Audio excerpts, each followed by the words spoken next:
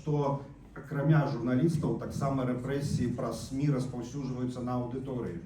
Массовое административное покарание за лайки, репосты и подписки на соцсети для аудитории белорусских медиа уже змянились криминальными присудами за удел и соудел в экстремистских формованиях. Поскольку на сегодняшний день практично все белорусские медиа признаны экстремистскими формованиями. И отповедно это тягнет за собой криминальную отказность уже для аудитории.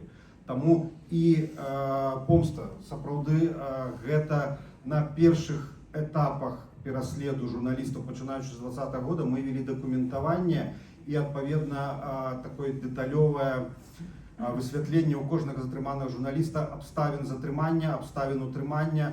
Было каля 180 таких глыбокіх інтэрв'ю з дакументамі, каля, по-моему, здаецца, 65 траплялі пад крымінальнае злачынства з боку тых, хто затрымліваў і тых, хто атрымліваў. І, здаецца, 5 были квалификующими, где людей принципово збивали за то, что яны журналисты.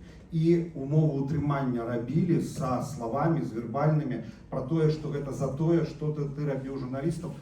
Праз гэтыя лічбы бачна, что гэта менавіта і помста, і гэта просто не спынялася.